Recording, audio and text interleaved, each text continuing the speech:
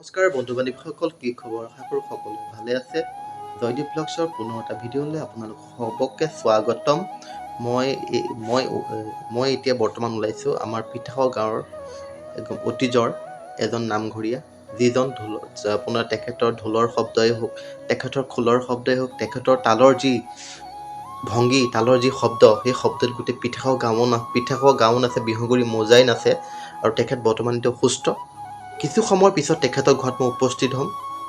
Guys, আৰম্ভণিৰ পৰা লাষ্টলৈকে ভিডিঅ'টো আপোনালোকে সকলোৱে যেতিয়া উপভোগ কৰিব আৰু ভিডিঅ'টো চাই যিমান পাৰে মোক উপকৃত কৰিব। ঠিক আছে গাইজ, অ'কে। হাই গাইজ, এয়া মই ফাইনেলি আহি আমাৰ গাঁৱৰে পিঠাখোৱা গাঁও গৌৰৱৰ অতি মৰমৰ আমাৰ জীৱন বৰ্তা ডাঙৰীয়া আমাৰ ওচৰত আমি উপস্থিত হৈছোহি। তেখেতৰ কিছু কথা তেখেতক সুধিম আৰু তেখেতক কিছু কথাখিনি সোধাৰ আগতে আমি তেখেতৰ খোলৰ যি শব্দ আৰু গোটেই খোলৰ শব্দত আমাৰ পিঠাখোৱা গাঁৱৰ পৰা আদি কৰি বিহুগুৰি মজালৈকে আমাৰ নাচনীয়ে হওক, আমাৰ ভাৱৰীয়াই হওক, সকলোবোৰ নাচি থাকে। এটা সৌন্দৰ্য, এটা বহুত প্ৰতিভা আছিলে। আৰু আমাৰ অলপ দিন তেখেতৰ গা বহুত অসুস্থ আছিলে। যি নহওক, এতিয়াও ভগৱানে তেখেতক অকণমান সুস্থ কৰি তুলিছে। তেখেতক অকণমান দুআষাৰ কথা সুধিব বিচাৰিছোঁ যে এতিয়া মই শুনা পাইছিলোঁ আপোনাৰ গাটো বহুত বেয়া আৰু বহুত অসুস্থ হৈ আছিলে। আপোনাৰ এতিয়া কিমানখিনি সুস্থ? মই বহুত মঙলদৈত মই চিকিৎসা লৈ আহিছোঁ। মই এতিয়া খোল বজাবলৈও পৰা নাছিলোঁ। তথাপিতো আপোনালোকৰ বাইকত দুচাপ বজাইছোঁ আৰু মই বহুত ভাওনা কৰিলোঁ, বহুত ৰাগ কৰিলোঁ, বহুত খোল বজালোঁ। সেই গতিকে মই এতিয়া কেইদিনমান খোল বজোৱা নাছিলোঁ। ৰাইজৰ কামবিলাকতো মই তেনেকুৱাকৈ যোৱা নাছিলোঁ। তাৰপিছত এতিয়া উপায় নাই আৰু এতিয়া আকৌ নামলৈও যাবলগীয়া হয়। ঢেকীয়াজুলি নামলৈও গৈছোঁ। তাৰপিছত এই কেইজনমানে মোক নেৰেই, গৈ থাকোঁ আৰু এতিয়া নামঘৰলৈ যাব পৰা নাই এই কেইদিনমান। সেই গতিকে থাকচোন বাৰু, যোৱা নাই। আমাৰ বৰনামঘৰ আপোনাৰ বহুত বৰনামঘৰৰ প্ৰতিটো বহুত আপোনাৰ বৰনামঘৰ বহুত অগণন ভক্তৰ বৰনামঘৰত সমাগম হয়। আপুনি সেই বৰনামঘৰতে আপুনি আশীৰ্বাদ দিয়ে, আপুনি খোলো বজায়, আপুনি তালো বজায়, অৰ্থাৎ খোল তাল আপুনি সকলোতে আছে। এইটো প্ৰতিভা কিমান দিনৰ পৰা আপোনাৰ লগত আছে? মই তালো বজাওঁ, মই নামো গাওঁ। অৰ্থাৎ আপোনাৰ কিমান বছৰৰ এইটো অভিজ্ঞতা? অৱশ্যে প্ৰায় 30-40 বছৰমান হৈ গ'ল। মোৰ প্ৰতিভা 30-40-35 বছৰমান হৈ গ'ল, বা 30-40 বছৰমান, 50 বছৰমানো হ'ব পাৰে। মই তেতিয়াৰ পৰা মই লাগি ভাগি আছোঁ। আৰু মই নামঘৰতো মই নামো গাওঁ আৰু তালো বজাওঁ, নেগেৰাও বজাওঁ আৰু খোলো বজাওঁ। মই চব ফালৰ পৰা আছোঁ মই। বৰ্তমান আপোনাৰ নামঘৰলৈ যাব পৰা অৱস্থাত এতিয়া বৰ্তমান আপুনি আছেনে বাৰু নামঘৰলৈ? এতিয়া কেইদিনমান মই যোৱা নাই, মই অকণমান বন্ধ কৰি থৈছে। ডক্তৰে কৈছে যে মাঘলৈকে আপুনি থাকক। সেই বুলি কোৱাৰ কাৰণে মই অকণমান মাঘলৈকে ৰৈ আছোঁ আৰু মই একো কৰাগৈ নাই ৰাইজৰ মাজত। এই ঢেকীয়াজুলিলৈ মই এপাক গ'লোঁ, এই নাম পাতিছে, তাত নামলৈকে গ'লোঁ এপাক আৰু নেগেৰাকৈ বজালোঁগৈ তাত গৈ পেলাই। আৰু শুশ্ৰূষাও কৰিছে বাৰু তেওঁলোকে। তাৰপিছত এতিয়া মই ৰাইজৰ মাজত মই সোমাবও পৰা নাই। এই নামঘৰলৈ মই অতি চেনেহ, মই বহুত বছৰ মাৰি দিলোঁ। আমাৰ পিঠাখোৱা গাঁওখন এক বিশাল গাঁও। আমাৰ ইয়াত কোনো খেল বা এনেকুৱা কিবা বস্তু নাই। এটা খেলেই আছে আৰু পিঠাখোৱা গাঁও গোটেই এখন গাঁৱেই নভোজেই হওক বা কিবা ৰাইজৰ বাৰ্ষিক কামেই হওক বা ভাগৱতেই হওক, অগণন মানুহৰ ভক্তৰ ভিৰ। গতিকে ভক্তৰ ভিৰ গতিকে আপুনি এইটো বিষয়ত কি ক'ব? ভক্তৰ মানে বিৰাট ভক্ত আহি থাকে প্ৰত্যেক দিনে, কোনো দিন ক্ষতি নকৰে, চব দিনে মানে আহিয়ে থাকে ভক্তসকল, আৰু মাহ প্ৰসাদো লৈ আহে, আৰু অহৰ্নিশে অনাবত মানে চলিয়ে থাকে, মানে অৰাৰ মানে অনাবত চলিয়ে থাকে, ৰাইজ মানে আহিয়ে থাকে। আজিও আহিছে, কালিও আহিছে, পৰহিও আহিছে, এইকেইদিন আহিতেই আছে, মাঘলৈকে মানে উটি খুটি আৰু কেতিয়াও নেৰিব আৰু মানে মানুহ এতিয়া বৰনাম গ'লে আহিয়ে থাকে যাত্ৰী। সেই গতিকে মানে এৰিব পৰা নাই, আৰু ভকতসকল আহি থাকে। মই বোলো ভাই মই দুদিনমান মই যাব পৰা নাই, মই মানে অকণমান অসুস্থ হৈ আছে, সেই গতিকে মই যোৱা নাই।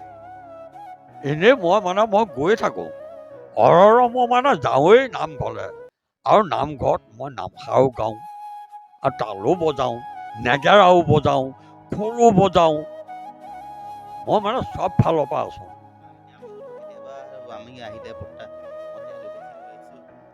আপুনি জ্বলাই দিব, তেতিয়া আপুনি আমাৰ ঘৰৰ পৰা আপোনাক মই লৈ যাওঁ, সেইটো এটা কেনেকুৱা পৰিৱেশ? ঘৰৰ পৰা তেল এগছি নি আপোনাক ঘৰত দিওঁ, আপুনি ধৰ নামঘৰত নি পেলাই ধুনীয়াকৈ জ্বলাই দিয়ে। একেবাৰে মই নি পেলাই একেবাৰে মই মূল চাকিত জ্বলাই দিমগৈ, মূল চাকিত জ্বলাই দিম, আৰু তেতিয়া আশীৰ্বাদ কৰিম মানে আমাৰ সেৱকজনে সেৱা অকণমান কৰিব, মই আশীৰ্বাদ কৰিম, আশীৰ্বাদ কৰাৰ পিছত ঘোষাভাগো মাতিম, সকলো ফালৰ পৰা মানে মই মানে নিষ্ঠাৰ পাবৰ কাৰণে মই প্ৰভুক আহ্বান কৰোঁ, ঈশ্বৰে মাত্ৰ মংগল কৰক, এই প্ৰাৰ্থনা জনাওঁ মই প্ৰভুৰ ওচৰত। ইমানখিনি অসুস্থতাৰ মাজত আমাক ইমানখিনি সময় দিলে, অৰ্থাৎ বেমাৰ ব্যাধিৰ মাজত ইমানখিনি সময় দিলে, আপোনাক অশেষ ধন্যবাদ থাকিলে, যাতে ঈশ্বৰে ভগৱান যাতে শ্ৰীকৃষ্ণই সদায় আপোনাক মংগল কৰক, আৰু আগলৈও এনেকৈ যেতিয়া আমাৰ ওচৰত জিলিকি থাকক, আৰু সেই আশাৰে আৰু মই আপোনাৰ আজি খোলৰ এটা ভংগী আপোনাৰ দি হাতেৰে মোক শুনিব বিচাৰিছোঁ। আপোনাৰ যি খোলৰ ভংগী গোটেই বিহুগুৰি পিঠাগাঁও গাঁৱৰ পৰা গোটেই বিহুগুৰি মৌজাৰ নাচি থাকে, বা তেনেকুৱা কিবা ৰাসেই হওক, তেনেকুৱা অনুষ্ঠানত আপোনাৰ বহুত আগভাগ, গতিকে তাৰ কিছু অংশ আপোনাক অকণমান দেখাব বিচাৰিছোঁ। দেখাব।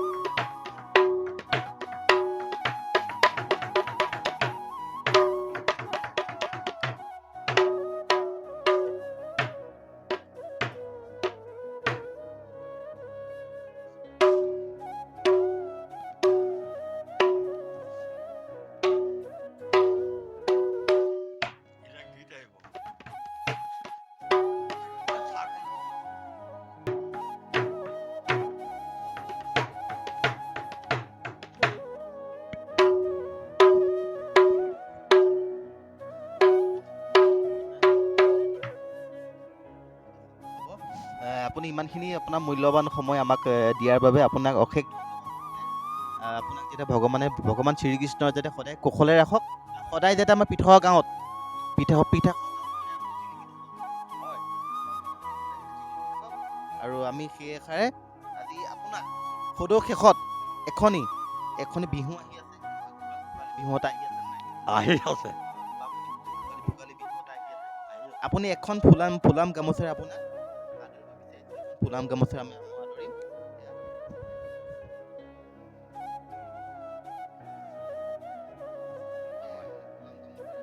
কৃষ্ণ কৃষ্ণ হয় আমাৰ বৰ্তা হয় শ্ৰী জীৱননাথ ডাঙৰীয়া। হয় কৃষ্ণ কৃষ্ণ প্ৰভু নমো নমো নাৰায়ণ প্ৰসন্ন শস্য হৰি হৰি মায়া কৃষ্ণ আপোনাৰ মহিমাক আপুনি বেকত তুলি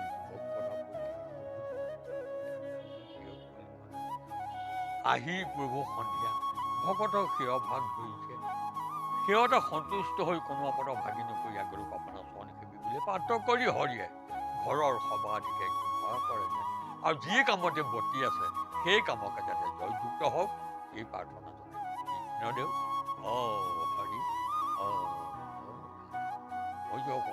কৃষ্ণ ভিডিঅ'টো ইমানেই আছিলে, আমাৰ বৰ্তাৰ লগত এটা সাক্ষাৎকাৰ ইমানেই ভিডিঅ'টো আছিলে। গতিকে ভিডিঅ'টো যিমানে পাৰে আপোনালোকে ভিডিঅ'টো শ্বেয়াৰ কৰক, লাইক কৰক, ভিডিঅ'টো চাই যাতে সকলোৱে যাতে আমাৰ উপকৃত কৰক। ঠিক আছে, আৰু এতিয়াৰ কাৰণে